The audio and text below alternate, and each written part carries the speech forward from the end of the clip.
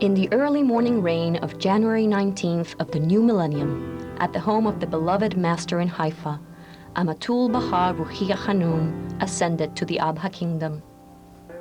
Over 1,000 people gathered at the house of Abdu'l-Baha to pay their respects to Ruhiyya Hanum, including pilgrims, guests, and dignitaries from around the world. Simultaneous to the funeral of Ruhiyya Hanum, Baha'is in England gathered to lay flowers at the Guardian's resting place near London.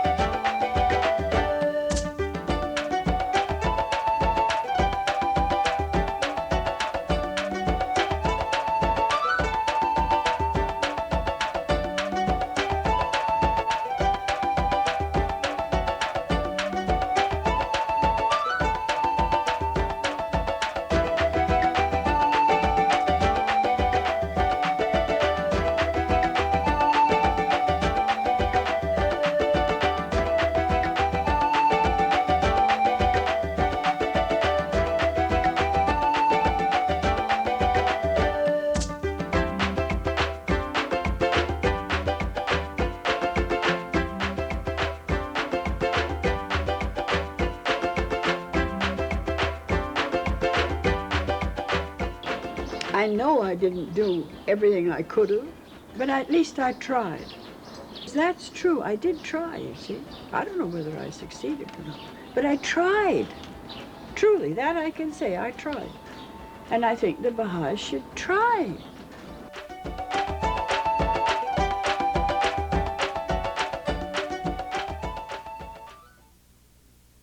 Throughout the United States, Baha'is are energetically engaged in systematic activities designed to broaden their membership, unify their communities, and strengthen their institutions. The number of initiatives is unprecedented. The scope of work is on a scale few could have imagined 4 short years ago. At Rezvan 1996, the Universal House of Justice fixed the attention of the Baha'i world on one major aim: to significantly advance the process of entry by troops. In North America, wrote the Supreme Body, there are opportunities for the advancement of the process of entry by troops, the like of which presently exists in no other place on earth. It was in this context that our national Baha'i community mounted the most comprehensive and far-reaching teaching campaign in the history of the United States. According to some studies, there are 15 million people who now, at this moment, identify themselves as seekers for a new system of beliefs. But that's not all, because over the course of the next 10 years, many of these same studies say that as many as 25 million more Americans will enter stages of spiritual search and commitment. Friends, 40 million Americans. This is 1 out of every 6 Americans. Continued research has resulted in the publication of a document called Issues Pertaining to Growth, Retention, and Consolidation in the Baha'i Community. This document contains important information as the American Baha'i community continues to proclaim the name of Baha'u'llah and to enroll new believers under his umbrella. When our national community began the ambitious campaign of teaching through the media, we dared to imagine that thousands of seekers would respond. We proceeded slowly with systematic care and analysis. In the first year of the campaign, the goal was simply to produce and test one program, the power of race unity. At the end of the second year, just before Rizwan 1998, there was one national broadcast of that program. During the third year, there were 3 more broadcasts of the power of race unity, followed by months of systematic analysis of seeker response. Over 57,000 seekers have responded by either calling 800-22-UNITE or by visiting the website. As of Rizwan 2000, there are 8 videos in the process of being tested and broadcast. I listened through the whole thing, and at the end it kept popping up an 800 number, so I decided to call. It's finally a religion that thought more along the way that I did, I think. I mean, my ideas matched most of these. There are still slight differences, but as a whole, I finally felt that, hey, those people think like I do. And I couldn't find a religion before hearing about this that did that. And that's why I was very interested to come and find out more about it. Channel surfing, looking through the stations, and saw something that I thought was an infomercial. And then I heard them say that there was a religious faith that had the most diverse group of people as far as ethnic background, racial background, and that caught my attention. So I stopped and listened. And they were talking about the Baha'i faith. And they had a 1-800 number, and I called the 1-800 number and got the information sent to me. She told me she ordered some material, and she was telling me about what it was about. And I was like, oh, that does sound pretty interesting.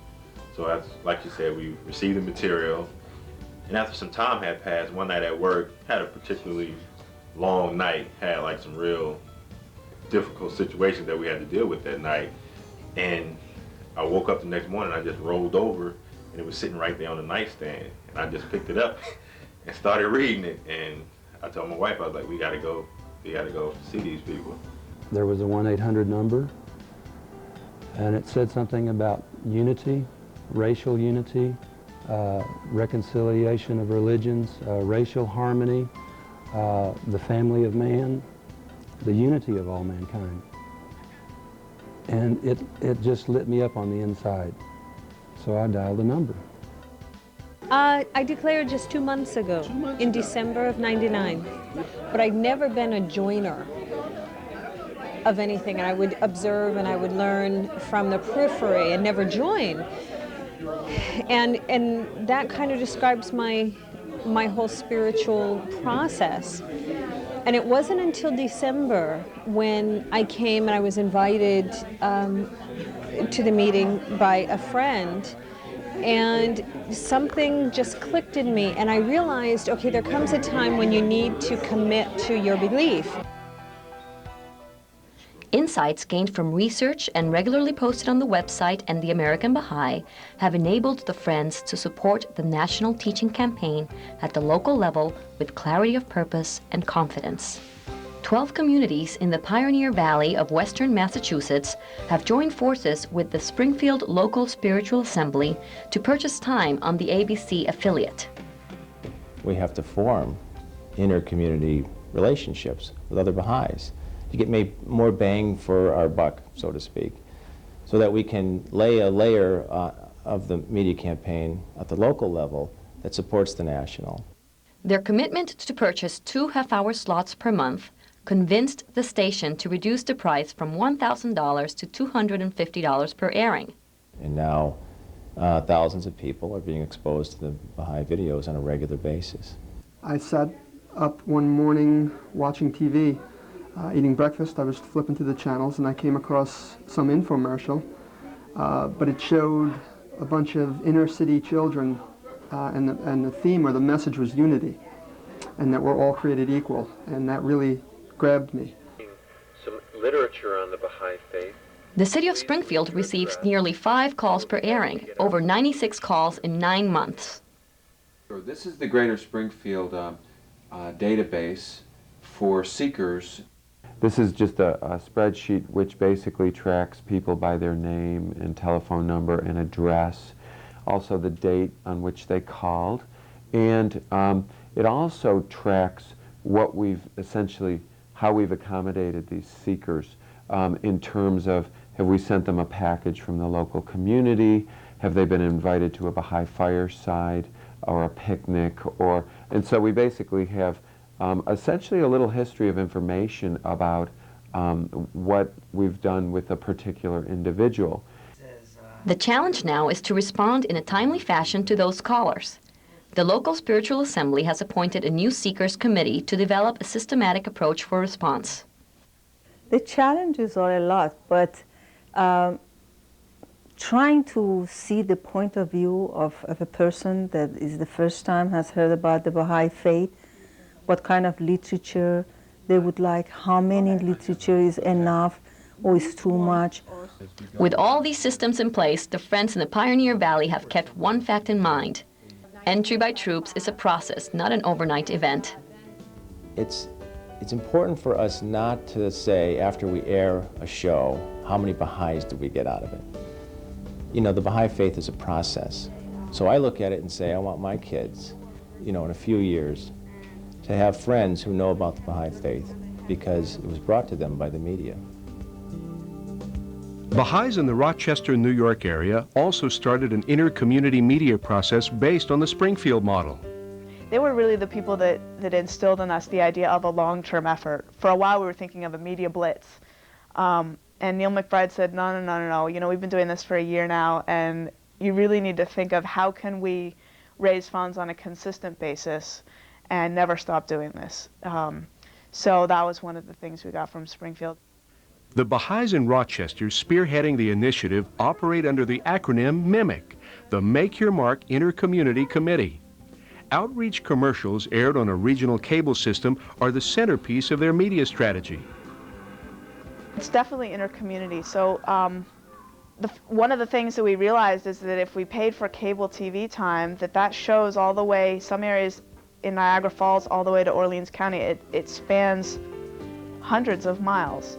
So we realized very quickly that we were going to have to get everyone within a wide area involved to at least be answering the 1-800-229 calls.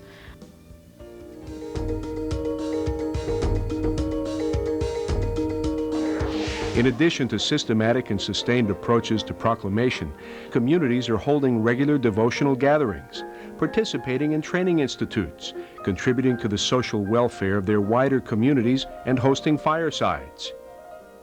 A unique approach to fireside teaching is taking place in the Rochester metropolitan area.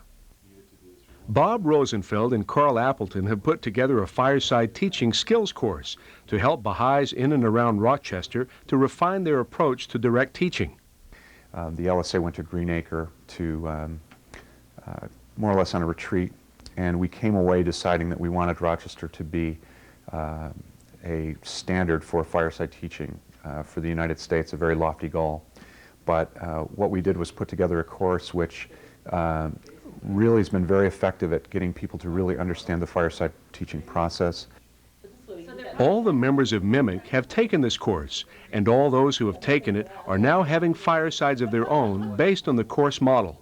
We've just recently begun having firesides here in Honey Eye Falls. And that was as a result of a fireside teaching class that I took. For a lot of years, I really didn't understand the fireside process. It's a whole process of developing friends, developing relationships, and teaching heart to heart. Lisa Zara is a sign language interpreter who sought out the Baha'is to deal with the prejudice she encounters in her profession. She was not yet a Baha'i when she took the fireside class. I really wasn't feeling very knowledgeable about the faith yet, but they said I probably would get a lot out of it. They were right. And a few of the writings just hit me, yesterday. And I said, I was resisting so much, but I just, I said, this is everything I believe, why not just do it? Bob Rosenfeld came up with the analogy of making rain, that we could make the rain of true seekers fall from the sky, but if we didn't have effective buckets in place to catch the rain, we would be wasting our time and efforts, and that the commercials were like making the rain, but we needed the firesides, the devotional gatherings, and the people to teach these seekers, otherwise it would be basically for naught. These systematic teaching efforts have been matched by an initiative to deepen new believers in the Springfield area. So the New Believers Deepening was a chance to get the new believers together and let them go at their own pace and actually let them tell us what it is that they want to deepen on, and we help them to find the resources. The deepenings are designed to help new believers feel welcomed and to give them an opportunity to gain a more personal connection to Baha'i laws and practices. Obligatory prayers, that's something they should deepen on and not be told, you know, as Baha'is, you must say your obligatory prayer or whatever. You know, allow people to deepen themselves. And I think the big mistakes that we make is we don't allow that. So when we don't do it, then the person has a struggle. You know, am I doing it right? I'm a bad Baha'i because I'm not going at a certain pace. And that turns people away from the faith. Baha'is in San Jose, California are also making use of firesides. Their approach is systematic and regular, and yet another demonstration of the effectiveness of this method of teaching. And I think just within the last month or two, we've seen the number of people who are offering their homes for firesides really dramatically go up. And that's very important as we start to branch out, as you know, one single point of light has to slowly be transferred all over. Stephanie Etakuda recently declared at the Motari's fireside. When I came, there was such acceptance of who I was in that moment. You know, this 9-month pregnant woman with a very active 2-year-old daughter running around the room, you know, hacking her lung up because I was so ill. And the amount of love and warmth and caring and concern and caretaking was just so incredible that I'd never experienced that. And I was amazed by that. I was truly amazed by that.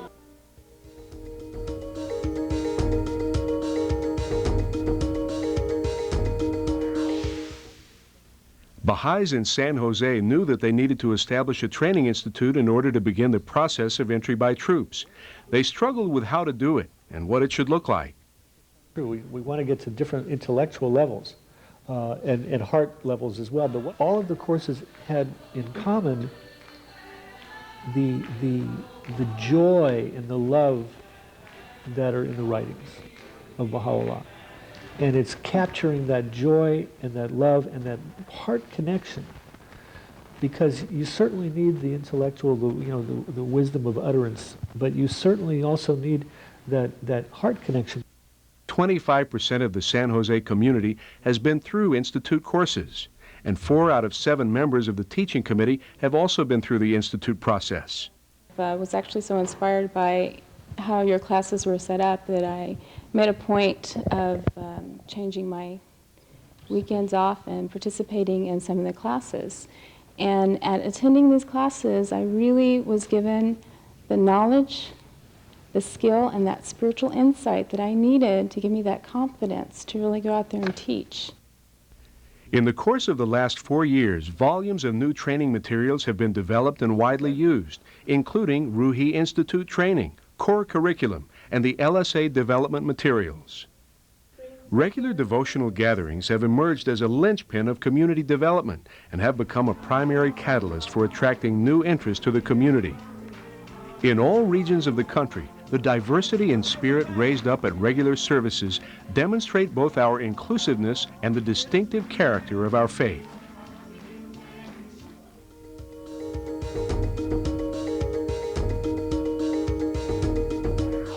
A year and a half ago, a child in Medford, Oregon had an idea. She was inspired by her parents' dedicated service to the local spiritual assembly.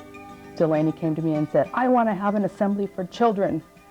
And I thought, okay, wait a minute, where's this coming from? And I realized, the connection, and I said, we have to follow the Baha'i laws, but, we could do something for children. We can get together and learn more about the faith.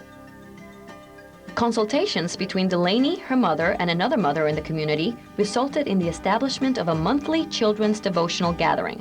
Delaney offered the recommendation at a feast, and the assembly responded with a letter encouraging her to continue the initiative. It's not Baha'i school. It's saying prayers, maybe discussing something in the writings, it's discussing virtues, but more importantly, it's acting those things out. This month, the children learned about a Yamaha.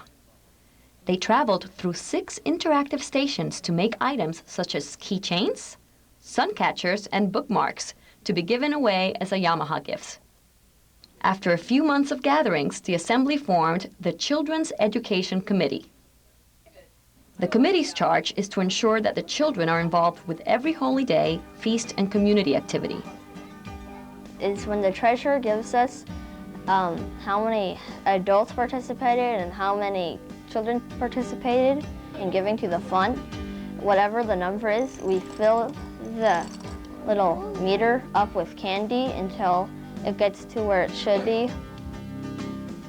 At one gathering, the children deepened on the funds and decided to raise money for the International Fund. The children's contributions were acknowledged by letters from both the National Treasurer's Office and the Universal House of Justice. The Medford Baha'is' attempts to engage the children have led them to a deeper understanding of what it means to be a child development-centered community. It's our goal, it's our intention to listen to the children. And what I see in this community is the balance. They know that this generation has to be nurtured and loved and guided. This is our gift to humanity.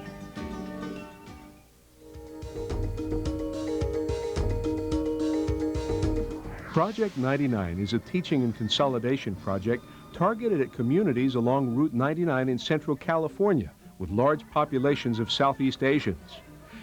From Fresno to Modesto, a network of teaching activities has attracted large numbers from these communities, particularly the youth. Efforts in Modesto began over 10 years ago. If you really want to teach the Baha'i faith, you have to get out of your comfort zone. You usually have to get out of your neighborhood. You may have to learn little pieces of another language.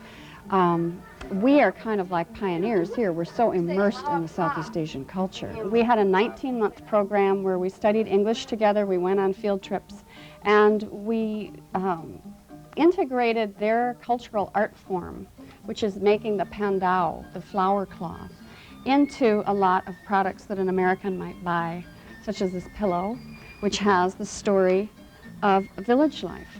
These initial forays found limited success. It was difficult for these newly found friends to attend regular Baha'i meetings because of family responsibilities and a general fear of being introduced into this new environment. After years of developing relationships with the Hmong families, the Baha'is discovered that they were more than willing to allow their children to attend meetings. An effort was mounted to focus on the youth. Volunteers provided rides and hosted meetings. Youth from the Hmong community attend weekly study classes on the Baha'i writings, particularly examining prayer, spiritual behavior, chastity, and the elimination of prejudice.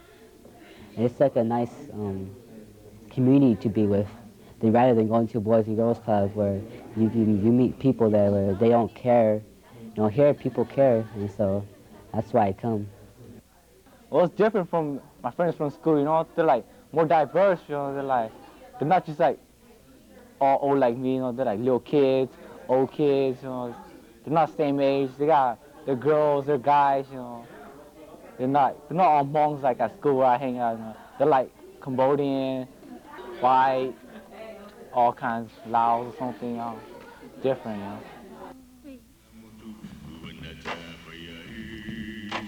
The Hmong people are indigenous to Laos, and an emphasis on the preservation of culture through the use of the performing arts is central to their activities.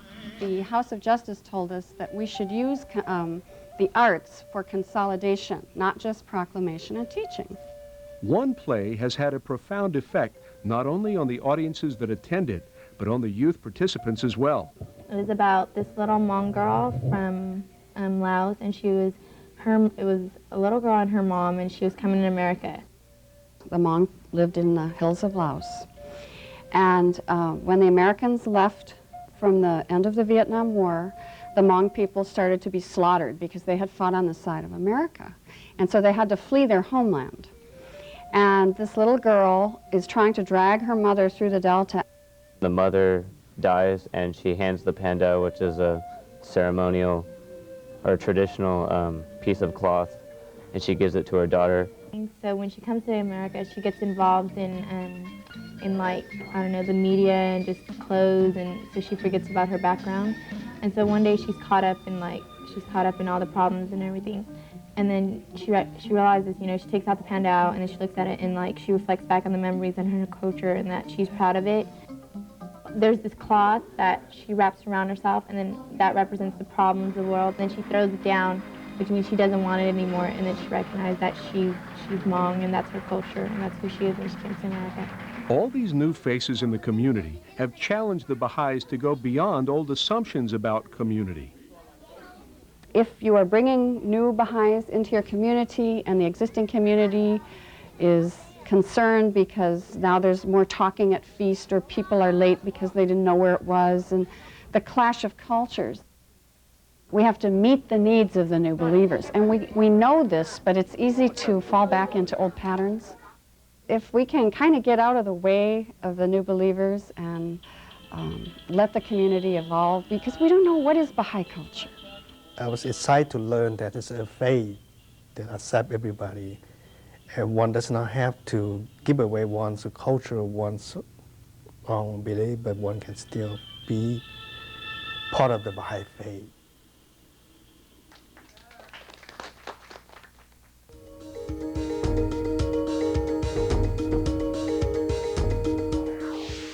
At the 88th National Convention in 1997, the National Spiritual Assembly released the statement entitled "Two Wings of a Bird, the Equality of Women and Men," during a live telecast.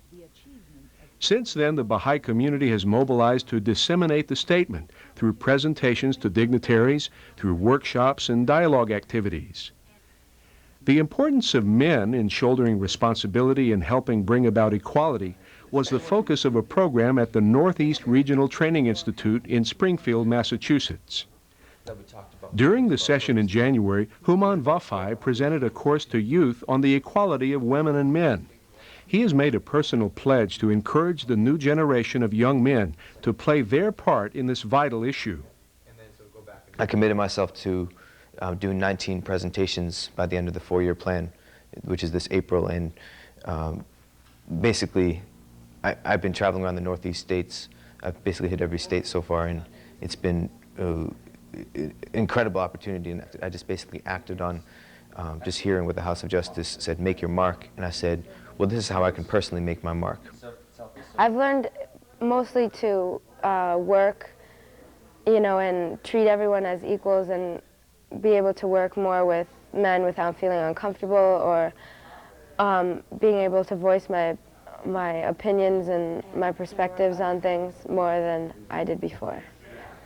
The responsibility of men was a special focus of the workshop.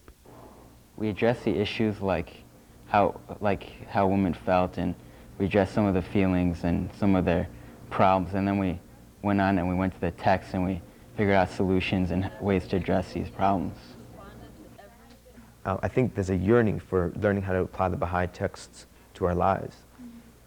Human, along with 30 other young people, took part in the production of a new gender equality video designed for broadcast distribution and use on college campuses.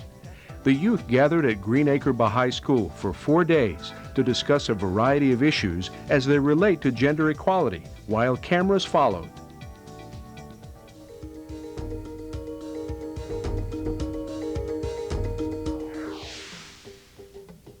During the 4-year plan, the Universal House of Justice specifically addressed the African American believers, asking them to travel to Africa.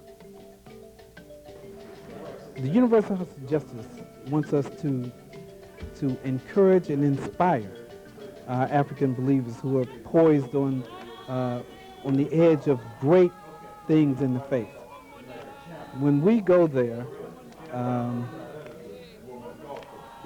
with that in mind, to be of service and to inspire, encourage. And we wind up getting encouraged and inspired. In January, 53 African American men traveled to Africa. They began their journey in spiritual preparation in New York. There's going to be a total of 53 going this year. And it's not going to be in one particular region. It's going to be all over, everywhere south of the Sahara. And to my knowledge, this has never taken place before. on this large of a scale with Baha'is and brothers. And so that's very special. Many of the participants had previously attended the Black Men's Gathering. These gatherings were given special significance as they were signaled out for their importance by the Universal House of Justice. After going to the gathering and studying the message for the 4-year plan, and that African Americans were asked to go to Africa, south of the Sahara, by the Universal House of Justice. And we take it very personally. I take it very personally that this message is for me. The men divided into 9 groups and spread throughout sub-Saharan Africa. These people arose to open up this continent, and this is where maybe we see massive entry by troops. But to think that I could be in the beginning of the first all-Baha'i country. We could have visited there and inspired the brothers, the African brothers, to transform and take over the entire continent and set the stage for all. And all I did was just get on an airplane, suck up my fears, read a few prayers, and showed up. At the conclusion of their trip, the well-worn travel teachers visited the Baha'i World Center. On a rainy and cold Thursday, January 27th, the men arrived at the Pilgrim House. The travelers then visited the seat of the Universal House of Justice. For many of the friends, this was their first visit. All seemed to be profoundly moved by the beauty of the environment. In the afternoon, they traveled to Baji and the holy shrine of Baha'u'llah. Under the protection of umbrellas, the friends began by circumambulating the outer walk of Baji, proceeding through the Collins Gate and down the pathway leading to the holy shrine, stopping occasionally in reflection. Now, I'm walking the grounds that the manifestation of God, it doesn't matter, even if I couldn't even enter the tomb, or if I had to circumambulate around the whole mountain, that's enough.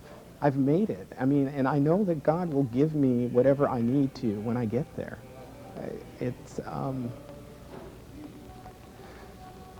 I just know that the rest and the peace that I'll finally receive there, if I'm quiet and I understand it and I listen to it on the way there, because I see this journey as I'm receiving the confirmations on the way there, that the reward is to actually obtain the presence, to be in the room. That's the reward.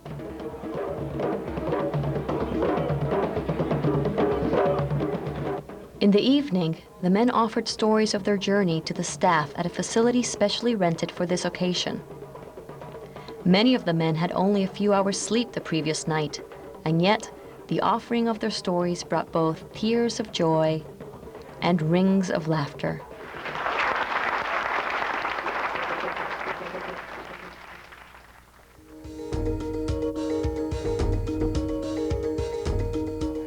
The 4-year plan has given rise to new and broad levels of understanding on a number of fronts.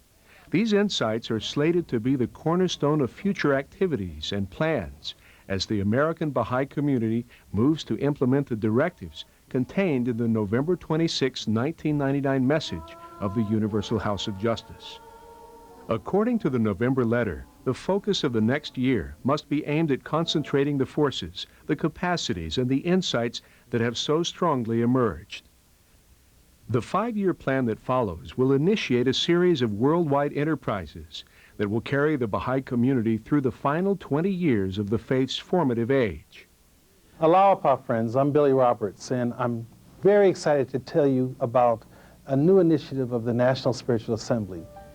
It's called Building the Kingdom of God. It's Our Time. This is a comprehensive development plan that is being initiated by the National Spiritual Assembly to ensure that the resources that we need to make sure that our community is strong and is prepared to welcome large numbers of new believers into the faith is in place and prepared. You know, Abdu'l-Baha, when he visited this country and laid the cornerstone for the Masrical Asghar, made a reference to that process and indicated that it represented the inception of the kingdom of God on earth. And then later, when the House of Justice called for the inauguration of the building of the Mount Carmel projects, including the Ark and the terraces, they made a reference from the writings of Shoghi Effendi indicating that this was the metropolis of the kingdom of God on earth. The Guardian, in a letter, made a correlation between what happened here in this country, in the United States, and what happened at the World Center. And he likened them to having a mystical connection. The goals of this comprehensive development plan represent an investment in our future and demand sacrifice above and beyond regular contributions needed to carry on the annual operations of our national community and our ongoing commitments to the international funds. A financial commitment of $60 million over the next 5 years is required to achieve the initiatives planned for. These initiatives include restoration and protection of the house of worship and the expansion of the dependencies of the Majlis Askar, the creation of appropriate archive facilities, and the development of Baha'i-owned schools. It will also expand the media initiative and other national teaching efforts and create a strategic reserve to give our community the flexibility to respond to opportunities for significant growth. Shoghi Effendi set the standard for this thinking in 1949 in a letter stating that such a plan as this cannot yield its richest fruits unless and until the community in its entirety participates in a nationwide sacrificial effort. Friends, each one of you is encouraged and is welcome to participate fully and sacrificially in this process. Friends, the National Spiritual Assembly has been consulting about this process over the last 10 to 15 years. And now, with the completion of the Ark and with the permission of the Universal House of Justice, it's our time to begin this process. Your mission is so unspeakably glorious. Should success crown your enterprise, America will assuredly evolve into a center from which waves of spiritual power will emanate, and the plenitude of its majesty and glory be firmly established.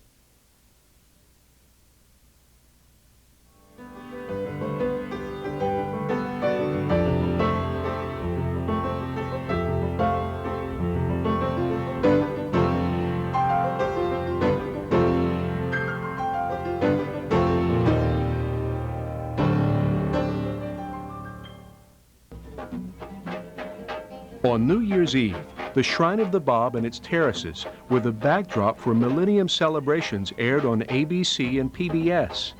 The beauty of Mount Carmel was broadcast into the homes of viewers around the world. Dancers performed on Ben Gurion Avenue, the spot where the Baha'i international community will publicly dedicate the Ark and terraces in May of 2001. With just 1 year left, the Ark and terrace projects are at their most decisive point. At the foot of the mountain, the entrance plaza is taking shape.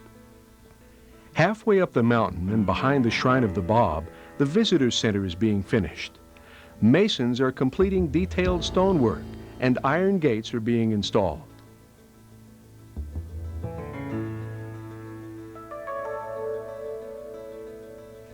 This world-embracing plan, emanating from the Universal House of Justice, has required sacrifice. Our minds were united by the direction of that supreme body, our hearts connected by our common desire to build the kingdom. The Universal House of Justice stated that the establishment of the lesser peace does not depend upon our goals, our plans, or our actions.